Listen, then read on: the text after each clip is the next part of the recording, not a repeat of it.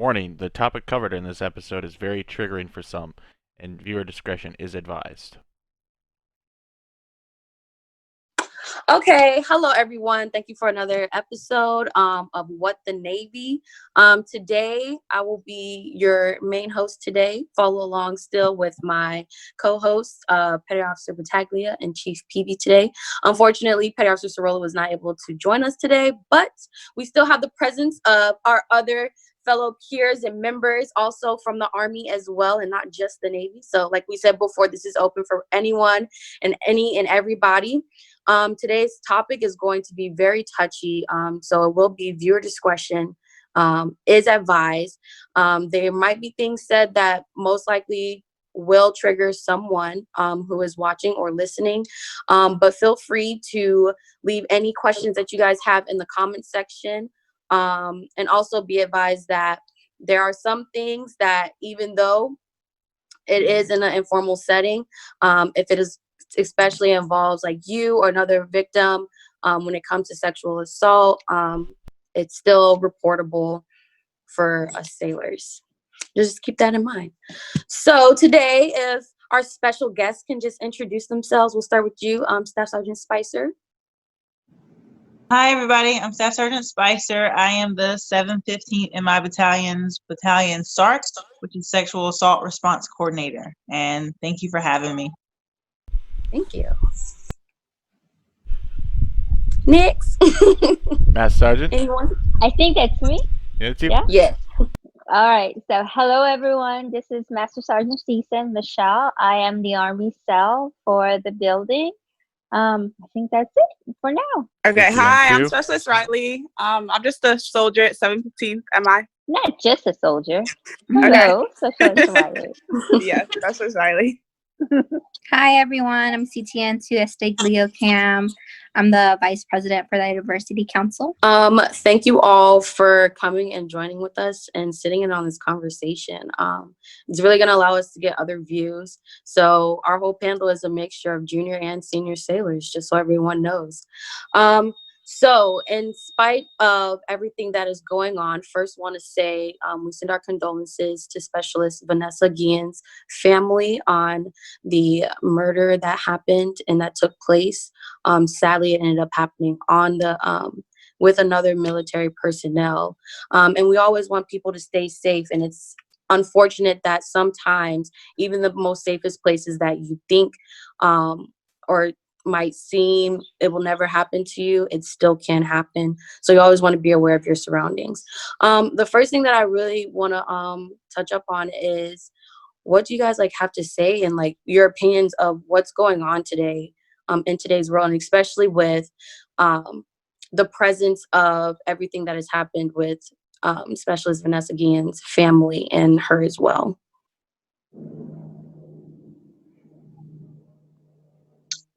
I would say that the tragedy that happened with Specialist Guillen's situation definitely encouraged more people to be more vocal about the culture of sexual harassment, sexual assault, not just in the Army, but just the military as a whole. I think the SHARP, I know Navy, Air Force, you refer to it as SAPM, kind of has like a bad rap, right? It's something that is still, while it's been around for a few years, we still have cases, and a lot of people look at it as one way and they may not fully understand the process of it, and so that creates that distrust. And I also think that because as service members, there's so many mandatory trainings that we go through that it becomes a force of habit to not really pay attention to like important details. And so sometimes we may find ourselves not retaining the information properly. And if we find ourselves in a situation, whether it's sexual harassment or sexual assault, we may not remember or know the proper protocol, or may not be as comfortable to combat that or interfere, which creates just a climate, just repeat force habits. And then we have these situations where this type of behavior continues to go on, it gets worse, and it can ultimately lead to a sexual assault or harassment or even the death of another service member. And I just think that we just have to do a better job as individuals of just knowing what our rights and our options are, and being able to speak up and be that bystander and have that intervention. If we see something, say something, so that this culture doesn't continue to affect our ranks. That's really well said there, Sergeant Spicer. So in highlight of that, right, civilian in general, this has been brought up for a long time now. So I'm really glad that this came about, because now it's highlighting the military. While the military, sharp, SAPR, that's been, a talk for a while, but we haven't been really highlighting it in the military. And I think finally now it's like, hey, this is happening, and we need to make sure that we're bringing focus on the military and the soldiers and the airmen and the Navy and the Coast Guard and the Marine, just the military in general, and not just the females, but the males. We have to remember that the juniors, the seniors, everyone in the military. And what Sergeant Spicer said specifically, it's the training that we have to focus on, because the training in itself has become an annual thing that a lot of our juniors, especially, and even our seniors, what are they doing? Oh, I got to do this training. So it's getting so repetitive and it's getting so boring. Well, I just got to get it done. So make it relevant, make it something where they remember, hey, this will affect you. This will affect you if you don't pay attention to it. This will affect your brother, your sister. This will affect anyone that's within your left and your right, or maybe your brother, your son and your daughter who's in the military. And then on that effect, the bystander, your friends that you're going out with. If you're not doing anything about it, you're as guilty as that person committing that assault or that harassment. Yes, I'm glad you actually brought up that point of view, the last point that you talked about when you said, like, for the friends. A question that I had someone ask me and they wanted me to ask on today's podcast is, they said, how do you handle friends that are in these situations, whether victims or if they're allegedly accused of something and it hasn't been proven? How do you deal with those friends? Or especially if it has been proven, like, how do you deal with that? Like, it's so conflicting because you have the love for them and stuff. And it's like, if they are accused of it and they didn't do it, but no proof can be shown, how do you go about it in that sense? I think for me, go ahead, Master Sergeant. Sorry. No, go ahead. You go first. I was gonna say, I think for me personally, because there has been people that I have been close to that have been victims of harassment and assault, not necessarily like here in Hawaii. But one thing for me is that I have to try to take the personal effect out of it, because although, I want to have that empathy and just feel for them, but I also have to try to remain professional, because if I'm putting my own personal feelings into it, then I'm not really doing them the justice of reminding them what their options are to encourage them to, make a decision for reporting, so that they can get the proper help and hopefully, proceed with an investigation so this person can't continue to do it. I personally have not known anyone close to me to be on the other hand of it as the alleged offender, but if I were to, have interactions, actually, no, I take that back. I had a soldier that was an offender, and obviously during an investigation, they were removed out from under me because I'm, the battalion sergeant, conflict of interest. However, I was, and even now to this day, when I see this person, I don't treat them any differently. Like, I don't be like, oh my God, this, so-and-so, this person did this, so they're, a piece of crap. At the end of the day, while they're still in this uniform, they're still a soldier. So I give that person the respect of any other soldier. Now, I'm not going to be, like hanging around, just laughing and just carrying on conversations with this person, because I would never want a victim or someone that was aware of the situation to think that, oh, how is Sergeant Spicer the battalion sergeant and this person was convicted of doing this or was found to have done this, and as the sergeant, she's just hanging out and laughing with this person like it's no big deal. I would Mhm. never do that. However, I never want to make this person feel as though I'm constantly still judging them from the actions they took. So I still treat them as I would do any other soldier. I don't do anything extra or anything less. I like that. And because today I was researching and like I was looking at the UCMJ article 120 that covers rape and sexual assault and everything, and I saw a flaw, or what I deem to see a flaw, when it comes to proof of threat. It stated that it doesn't have to be proven, pretty much was the summary of it, whether it was intended or not. And I feel like that flaw, it has two sides to it. It's the reason why, if someone is accused and they are innocent, still has to go through persecution of the action.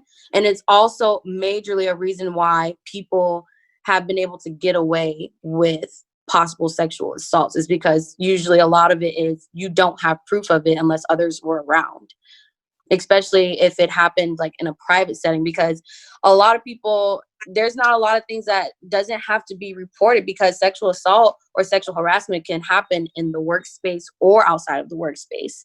And it's something that you still can report, especially as a service member. It doesn't have to be in your work environment in order for you to report it.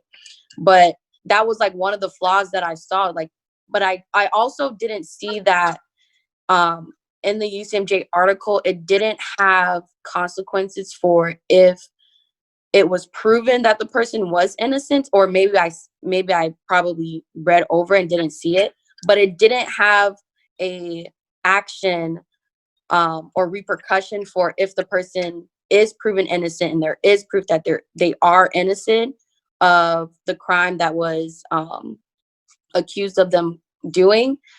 I didn't see any type of repercussion for the person that possibly lied or may have said it in spite or something. I didn't see any repercussions. Like, There is there a repercussions? UCMJ article for it if they lied about it, but I don't recall what the number specifically is.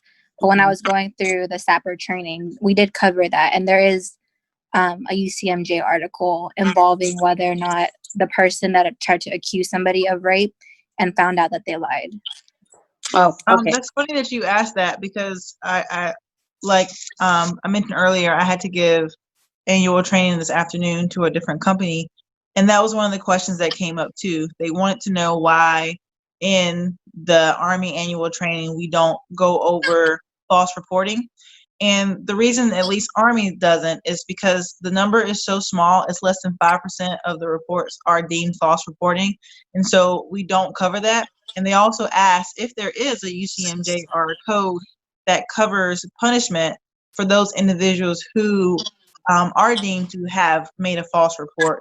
And so I do owe that information back to them. That's something also I can look in and get back to one of you all for a follow-up episode, because apparently a lot of people do have that question, but that's something that's not given in the training. So unfortunately, I don't know the answer off the top of my head. So I just looked at the UCMJ article for that. That false accusation will be Article 107, false official statements. So I believe that's the article that we're looking for. I feel bad. I feel bad not knowing that off the top of my head. Hey, just real quick, before we continue going, and whatever direction this takes us, I just wanted to respond, I guess, to provide my own perspective, as a male service member, and then also as someone who is not in the sexual assault program, my own perspective of, how do you feel about the environment? Hey, to be honest with you, when I had an opportunity to do something similar to this on another platform, and the question was asked to me, how do you feel about Specialist Guillen, and are y'all talking about it in Hawaii? And at the time, it was really early in the case. She was still missing. We weren't sure what was going on with her. And I had to be honest, like, I wasn't tracking. I didn't know what was going on. And then, and I think probably a couple days after that, it was, they found her remains, and the offender killed himself and all of that stuff. And kind of inside, I thought, man, Army, like, what's going on in the Army? Army this, Army that, without really thinking about my own environment. And then I suppose Specialist Guillen was a catalyst to, from what I understand, thousands of women, right? Not to exclude men, but from what I understand, thousands of women use Specialist Guillen's story as motivation to share their own stories. And I'm reading, just clips of stories about, female sailors on ships that were sexually harassed, sexually assaulted, and were threatened if they told anybody that they would be thrown overboard or that no one would believe them. And, after that, I realized that, I don't know. I'm pretty much oblivious to what's going on, because those stories are coming from female service members who didn't report or who attempted to report, and nothing happened with their case. And a lot of them ended up leaving the military early and holding on to these things, and no justice was done. And so my biggest concern right now is, the sailors I have the opportunity to be around, all service members, right? The service members I have the opportunity to be around. And, if they were to trust me so much to be able to share that information with me, will they do that? Will they believe I'll handle it properly? And that's like my focus right now, because I don't, honestly, as Navy leadership, I don't think Navy leadership is trusted. I don't know if Army leadership is trusted to properly handle that information, just because of what's happened up to this point. And I mean, what's y'all's thoughts about that? I will say, Chief, on that, after Specialist Guillen's case and, her remains are found, it definitely kickstarted a lot of movement, and not just in the Army realm, but definitely in the Navy. And one of the groups that I'm a part of, they actually were contacted by the MICPON to speak on behalf of kind of what can they do better moving forward. And, it's really hard for these women to come forward and then feel comfortable with leadership, with their stories, to trust that they will safeguard their information and pursue the highest, judicial action. So I think that's what it kind of rolls down to, is that from the beginning, a lot of them have been berated, harassed, and then eventually sexually assaulted sometimes, to the point where it's not just their peers, but also sometimes leadership that's involved. So how do you gain courage to come up to their leadership, like someone like you, to say, hey, Chief, I have this issue with this sailor or this leadership person, when sometimes that person is the leadership. So I know that's something that's been going around, and it's really hard for a lot of females. And I mean, males are also affected, but definitely the large majority of females to kind of come forward and feel comfortable and confident that, one, they can report, and that, two, what they report will actually, it'll get taken to a place where a conviction will be made. And the process is so drawn out, so lengthy, and it's tiresome, not only for those that are involved, but also for the victim. And then sometimes so drawn out to the point where they don't really see the light at the end of the tunnel. And when they finally do get to the end, usually it's deemed not enough information, not enough evidence. And that's so disheartening for somebody that comes forward and has the courage to say, hey, this happened to me, I'm trying to move forward. But then saying, essentially, we kind of believe you, but we also can't really say that we believe you. Mhm. Yeah, for example, I have a protege. I had the opportunity for her to. Her case was unrestricted, but she confided in me that information, and she had to get off of her ship, which really didn't matter because the place she ended up working, the sailors on that ship were seeing her every day, and she had a lot of retaliation. And in fact, there was enough evidence against her offender for the case to go to non-judicial punishment. And then his offender basically got a slap on the wrist. I didn't even know that type of stuff. I just assumed all that stuff went to court martial, and you were either found guilty, you were found innocent, you were going to jail, or you were set free. No.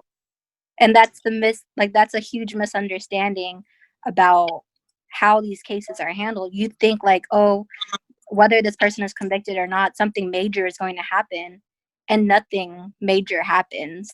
And usually the victim is the one that's receiving all the backlash, having to do majority of the changes, moving from the command versus the predator moving to a different command. So now all of your support system gets pulled out underneath you, and then you're moved to another place, and then that backing that you may or may not have had is taken away.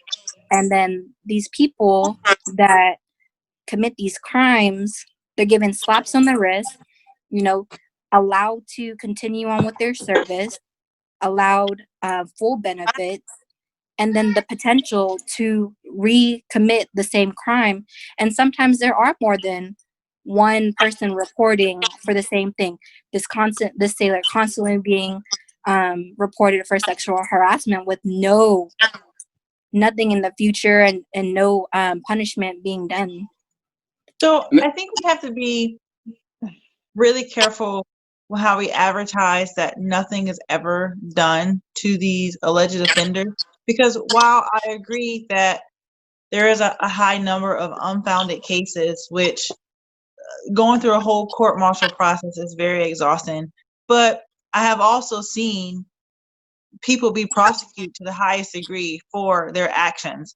I think it just depends on the nature of the investigation, that command, the evidence, the timeline. It really does vary. Now, yes, it does happen where there has been people who have done these heinous crimes and they've gotten off, with a slap of the wrist, and were able to retire and receive their benefits. But I've also seen individuals get the full hammer and be dishonorably discharged, have confinement, restriction of pay, and everything for their act. So I think you can see both ends of the spectrum. Now, whether one outweighs the other, it depends on those numbers and those reports. But I think we should be really careful, because I never want people to just assume, right, that nothing good ever comes from the process of the court martial. I think awareness to it will promote, more eyes on it, so that these investigations do, have the proper people behind it. But I just don't want people to think that no one ever is prosecuted for a sexual assault, because it does happen. Not taken away from the limelight that they are.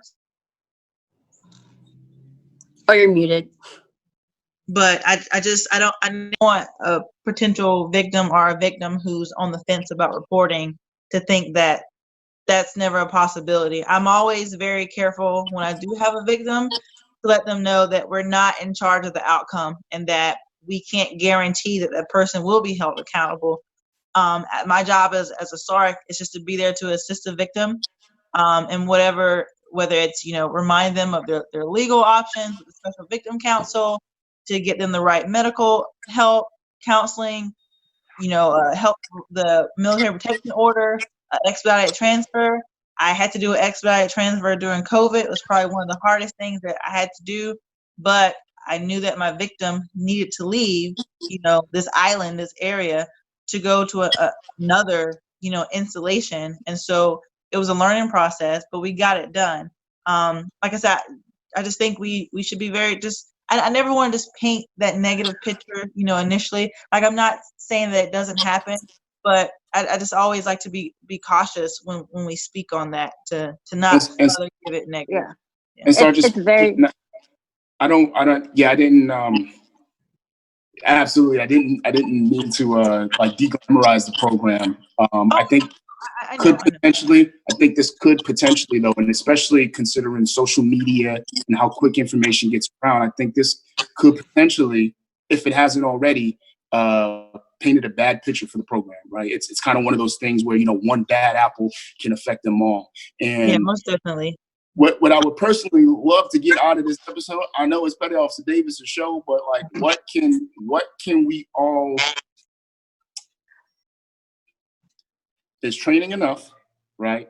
Are annual GMTs enough?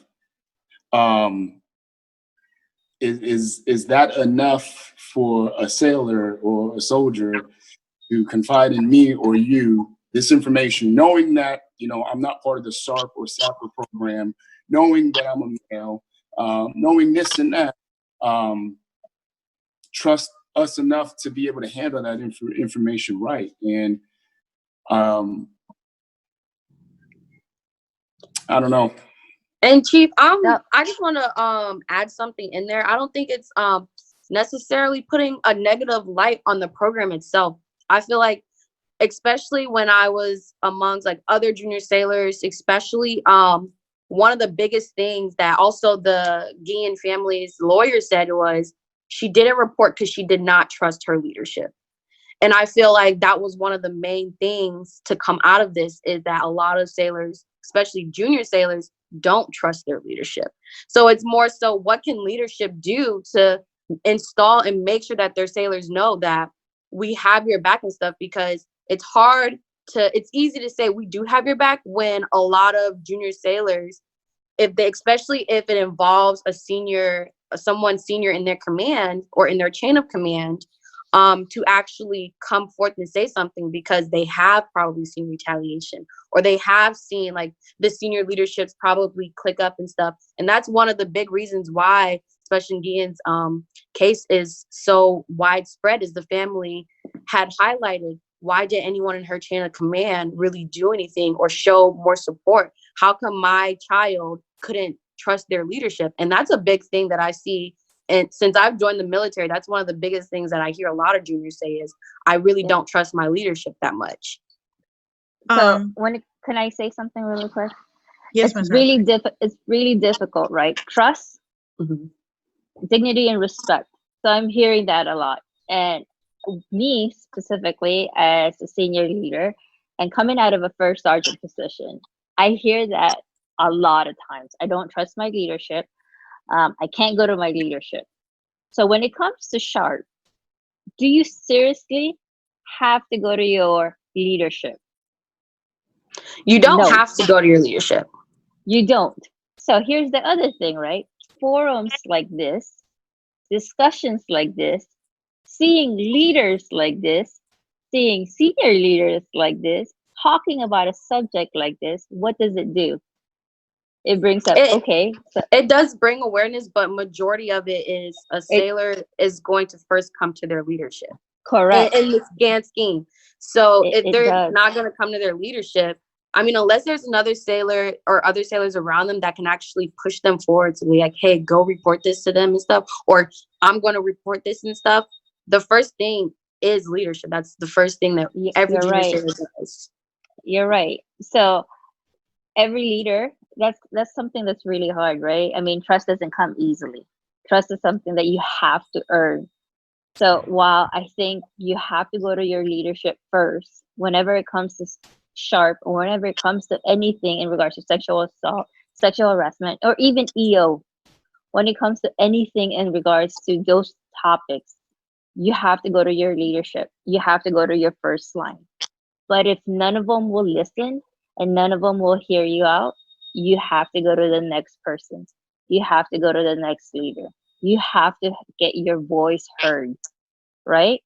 So it has to be any leader in the chain.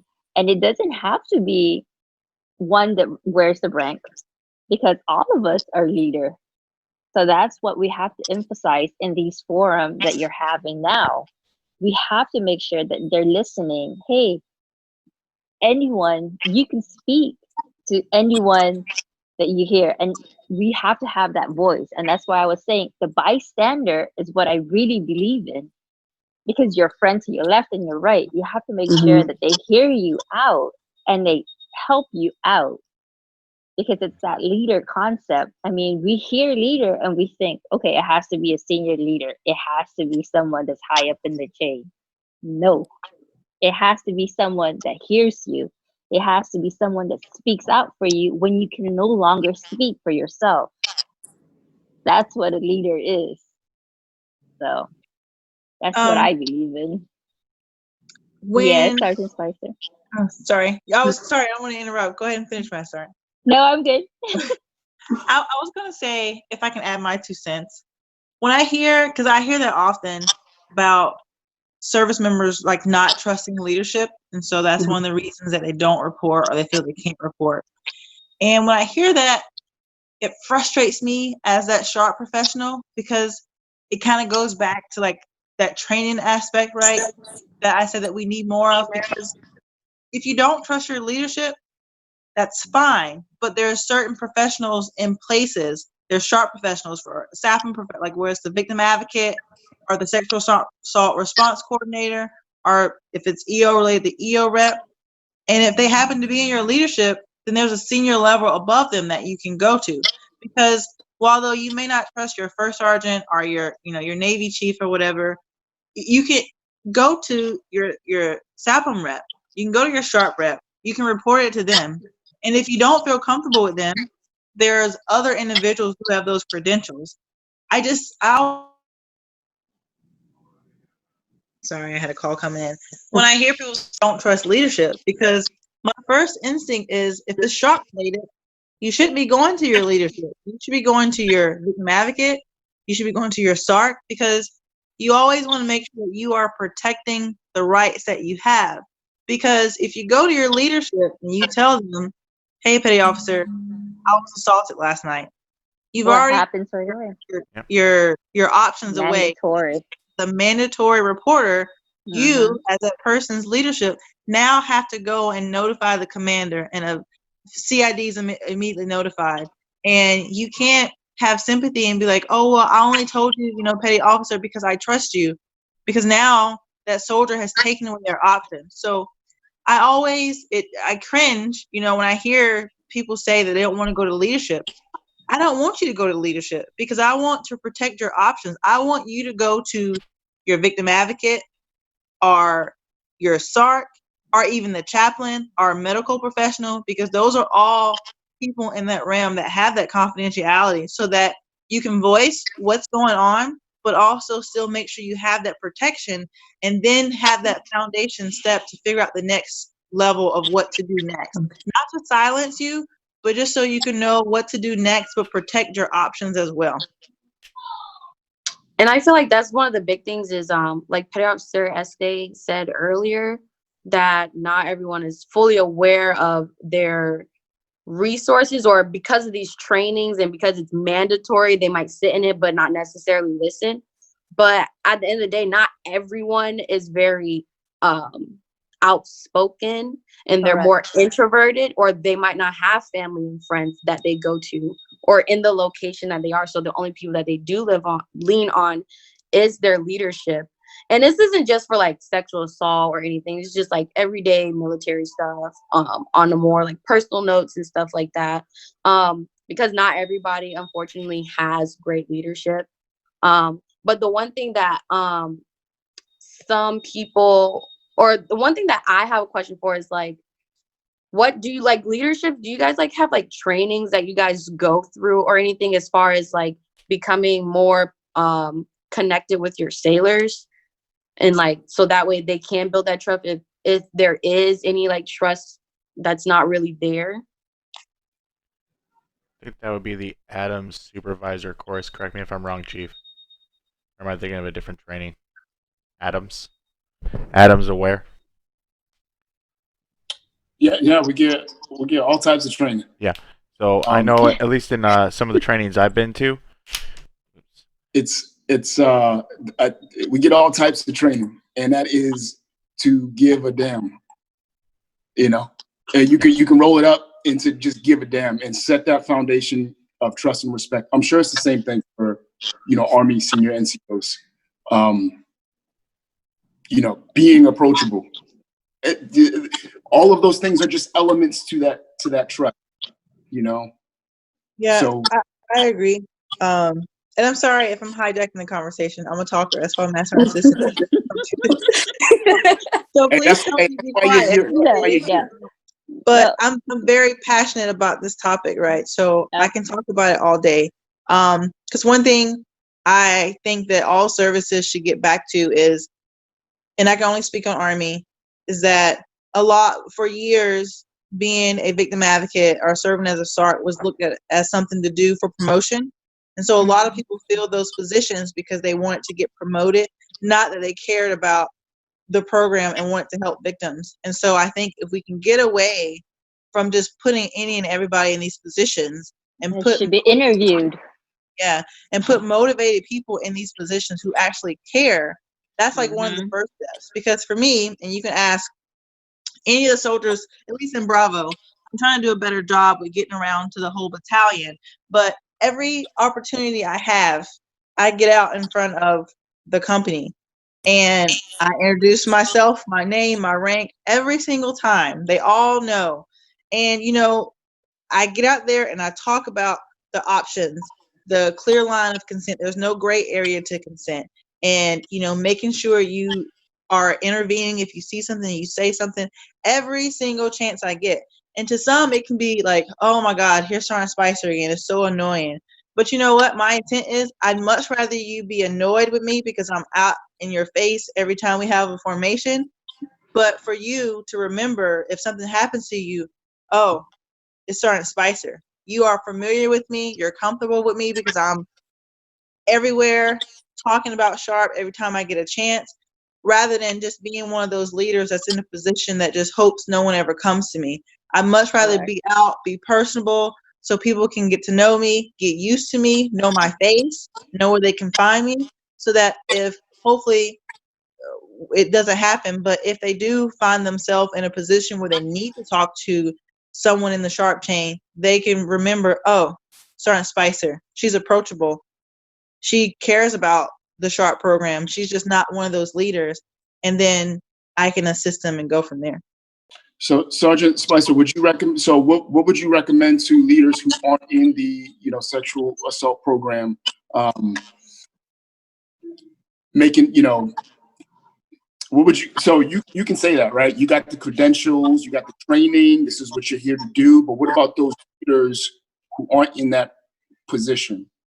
I would suggest for them to, like, whatever service branch they're in, know who their closest victim advocate is, you know, in relation to their squadron or your flight or fleet or however what your Navy terms are, to know who those individuals are, so that if a service member comes to you and you can kind of gauge the conversation, right, whether it's one of your subordinates or not, and they start talking to you about, hey, you know, I want to talk to you about something that's really bothering you.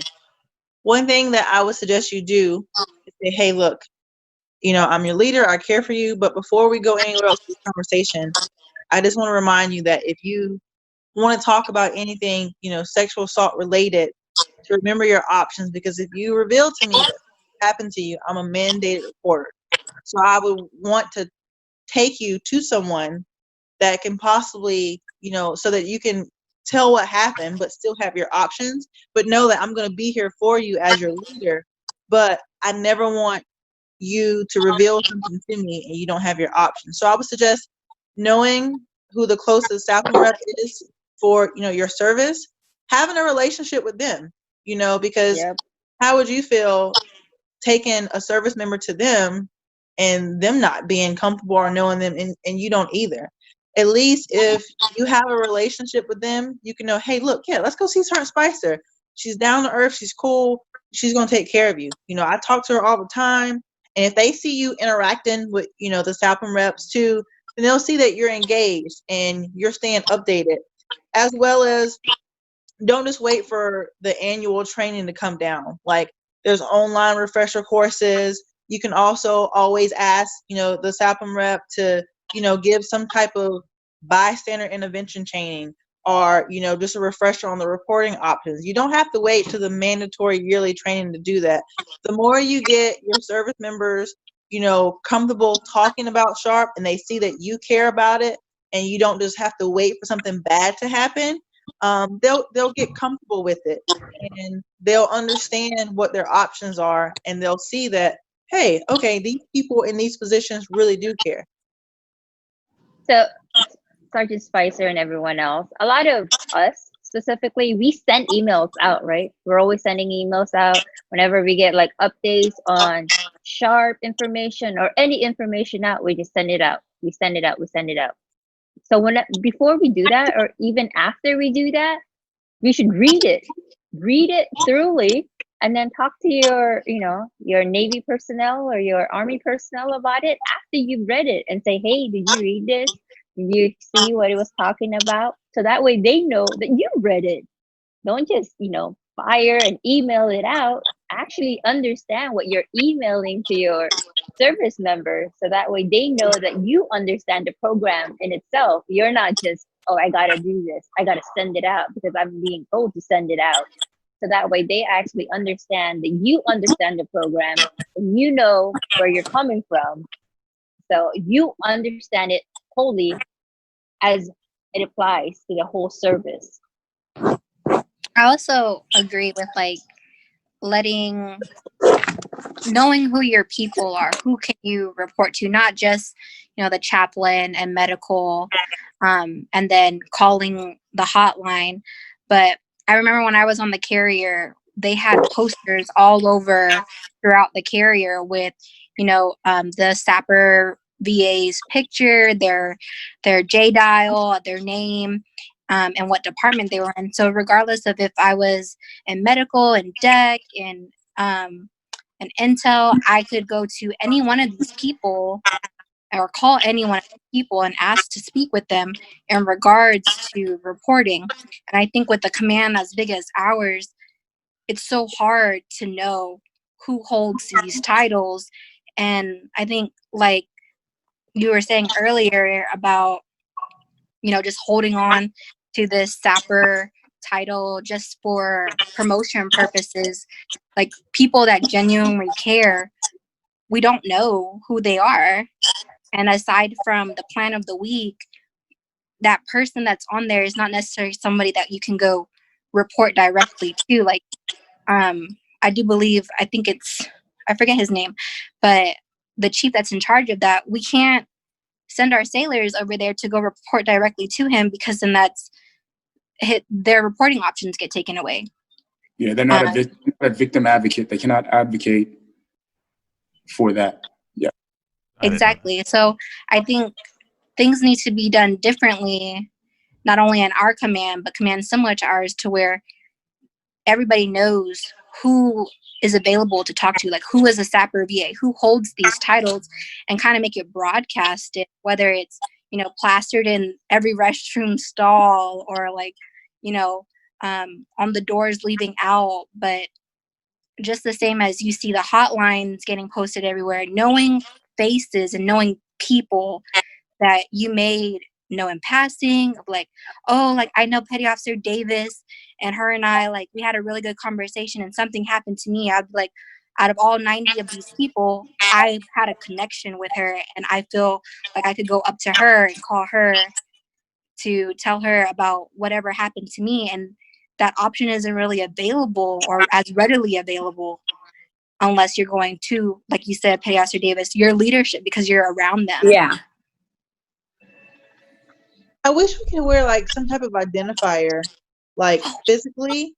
Because Yeah. I'm not sure how Navy or Air Force is, but in the Army, if you're a drill sergeant or an instructor, you have a badge that you wear on the outside, of your service unit, your uniform, and that is your distinction that, oh, you're a drill sergeant. I wish there was a way that where there was a tab, or even a lanyard in the building that was a certain color that we could wear, during the duty hours as we're walking around, that service members can look up and be like, oh, she had the teal lanyard on. She's a victim advocate, or she's a SART, or oh, she has a gold badge on. I mean, she's a part of that chain that I can approach and talk to, because there's 1 to 2 victim advocates or SAPR reps per unit or here or there, compared to like hundreds of soldiers. And so you're not always able to get that FaceTime with them, but you can have some type of identifier in addition to, like you said, your pictures and stuff posted everywhere. If you're walking around and someone sees that identifier, they can be like, oh, hey, I have a question. Can I approach you and ask you this? I think That's a good idea. too. So how many victim advocate or SAPR do you think that's in the building right now? Oh, I know for Army there is 1, 2, 3, 4.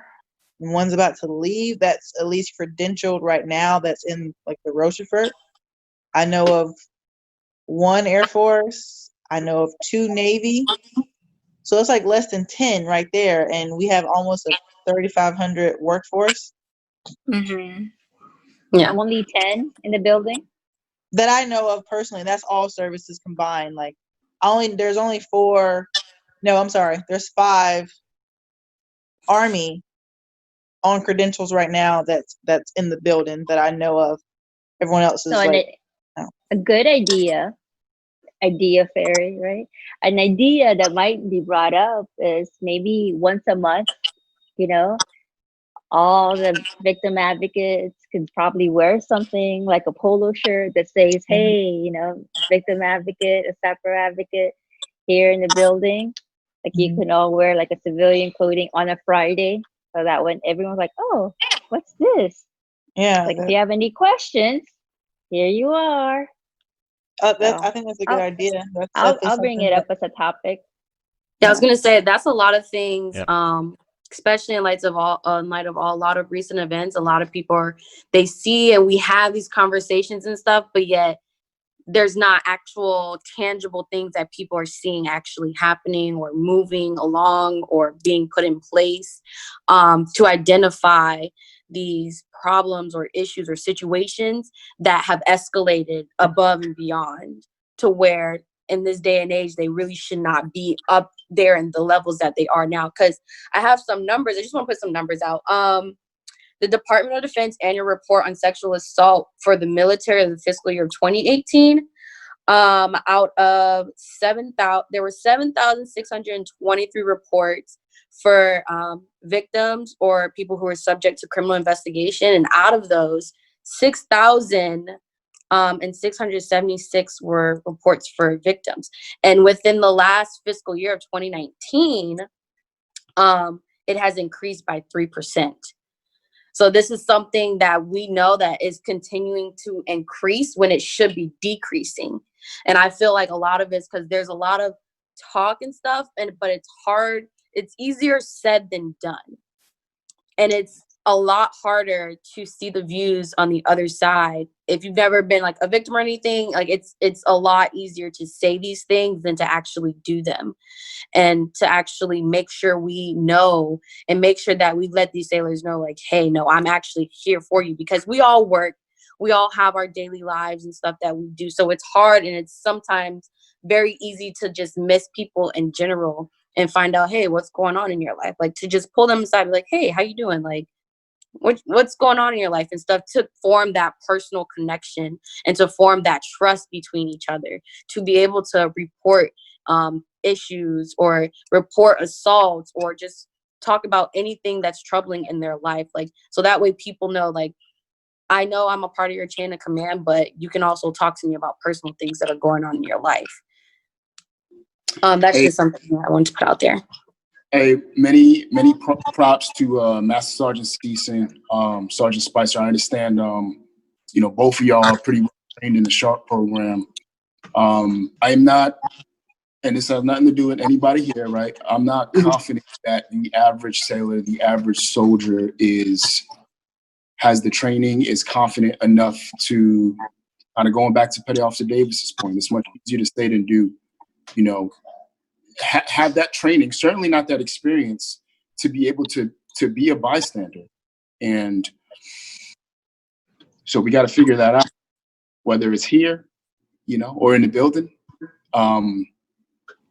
Master Sergeant Season, that was a great, the polo shirt with badge, that was a great idea.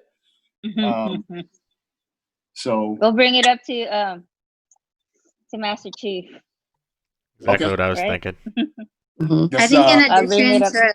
to kind of like the annual trainings and getting awareness of like who in the command is available to report to, is kind of doing what they did with the assist program with suicide, and you know, not taking away from the annual training, but also breaking it down into smaller groups where, you know, you get a little bit more raw, a little bit more gritty, and a little bit more hands-on with what the reporting styles is, and how to go about that process, whether you're a SAPR VA or whether you're trying to step in and intervene. You see harassment, or you see one of your fellow soldiers, shipmates, airmen, you know, attempting to commit this type of crime, is how do you go about doing that and feel confident that you have the resources to do so. So although the annual trainings put that information out there, just like a lot of us have sat through them before, a good majority just kind of goes in through here and out through here, unless you're passionate about it, unless you know somebody that's going through it, has gone through it, and you want to kind of absorb that information. So I do think that probably maybe instilling something similar to the assist classes would maybe also help with how the military handles cases, and will kind of progress forward in the right direction. Sergeant Spicer, correct me if I'm wrong, but doesn't the brigade have like a safe room or a chat that we do? Yes, we do. Could you put that out on the blast so- there? So we have what's called a safe help room, and it's a chat room, and it's an anonymous chat room, and we offer it once a week, and there's certain times, twice a week, I'm sorry, and there's certain times that you're able to log in, and there's like a link that's posted, and you would go to that URL, and before it puts you in the chat room, it gives you an anonymous mask, right? So there's no PII information. No one knows who you are. It's like a number that's assigned to you. No like names or anything based on the information that you put this. So no one knows who you are. And it allows you to ask and pose questions in this anonymous chat room. And even though you are masked, before your question is posted in the chat room, the moderator, who has to go through an additional training to moderate the room, has to review your post or question before it goes into the full chat room. And it's a safe space for you to be able to ask questions, get information.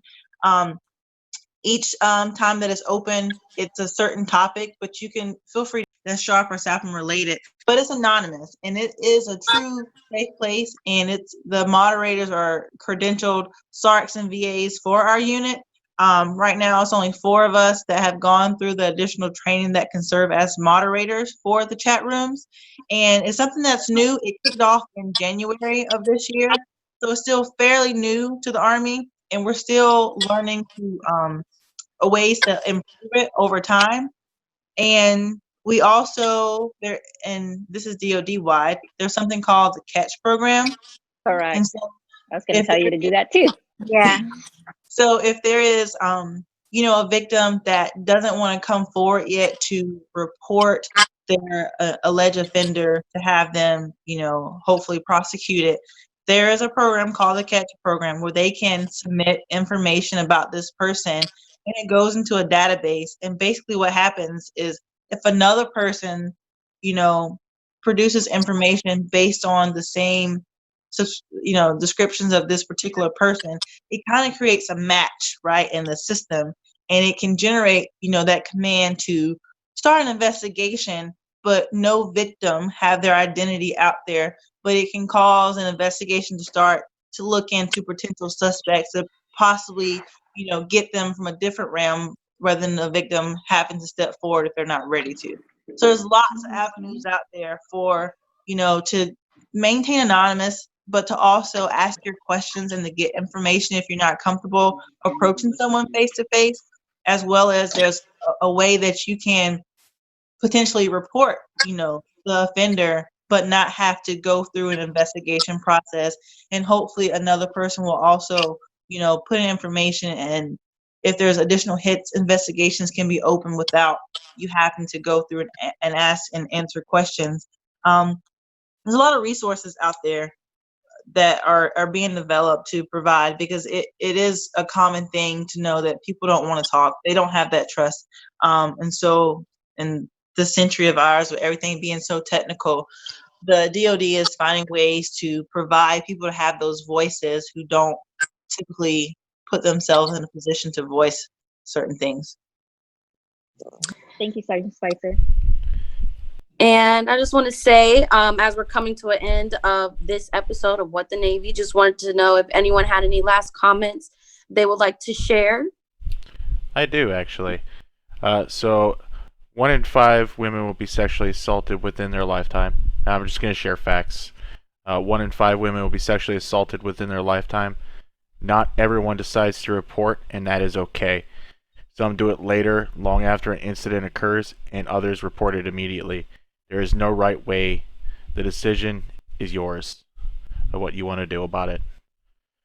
And the last fact I want to share is the number one thing you need to tell a victim when they initially tell you their story is that you believe them. Chief, you got anything? That's absolutely right. Anyone Hey, else? yeah, just again, thank you so much, Master Sergeant Steeson, Sergeant Spicer, for taking your time on this. You had real short notice, and you gave us about an hour and a half of your time. We're super grateful. A lot of good information came out of this this forum, this discussion. I think maybe there's an understanding that I personally feel there's a lot to talk about. There's a lot to talk about. For example, how do we prevent sexual assault? How do we prevent sexual harassment? Are our programs adequate enough to deter it from happening? There's a lot to talk about, and I look forward to continuing the conversation. Dr. Davis, thank you for, again, hosting a remarkable show, and I'm always grateful for being here. Hey, don't forget to come out next week for the real talk session so we can continue some of these conversations. So I think this is a great opportunity. Thanks for allowing me to be a part of this discussion. And I hope to see you all next week as I serve as a panel member. And yeah, feel free to always reach out if you have additional questions. I'll be happy to assist. Thank you, everyone. And I just want to say thank you, everyone, for coming out. Thank you to all of our guest speakers for dedicating and taking some time out of your day. Don't want to hold you guys up any longer. So all I have to say is like, comment, subscribe. If you guys have any questions, please put them in the comment section below, and look out for our next episode of What the Navy. Thank you for having me. Thank you, everyone. Thank you for having me as well and including me in the chat, guys. All right, well, that concludes our episode. Okay, bye guys. Bye. Hey, Davis, Yes. you forgot to say some stuff. Which one? Thank you for watching this episode of What the Navy. We appreciate your viewing and hope you enjoyed the show. Would you like you guys to like, subscribe, hit the notification button, and if you have anything you would like to add, please leave a comment for that as well. And also, please email us at whatthenavy@gmail.com. Thanks for watching.